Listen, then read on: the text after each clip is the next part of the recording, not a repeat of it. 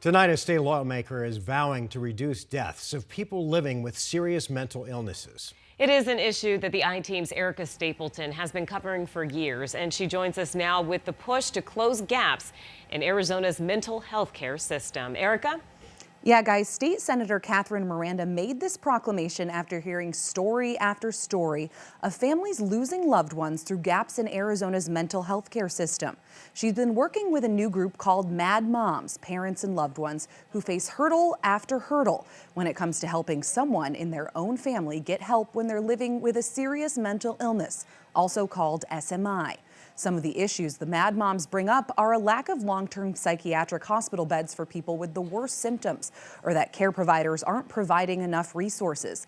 And when there are gaps, outcomes can be bad. I've reported on people being released to the streets, dying, becoming incarcerated, or becoming a danger to themselves or others. Senator Miranda acknowledged that people with SMIs have a higher risk of dying.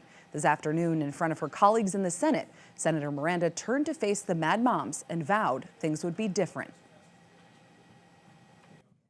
As long as this session lasts, every Monday you'll hear a story of what they've been through. And try to pay attention to each story because you'll realize the gaps in our system. You'll hear the struggles that they went through. You'll hear what part of our system that failed them. And that's where we need to pay attention and get together and fix those areas in our system, in our broken system. She plans to share a story every week this legislative session, calling it Mental Illness Monday. That includes a tragedy we recently uncovered, Joshua Fox's story.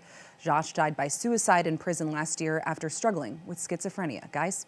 And Erica, how big of a problem is this? People with serious mental illnesses dying when they should be getting help.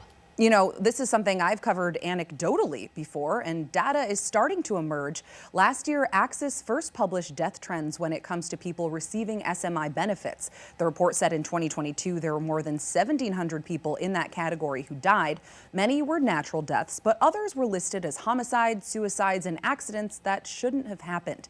It also begs the question of whether funds for these programs are actually helping those who need it. So that's something we plan to keep investigating. Erica Stapleton, 12 News.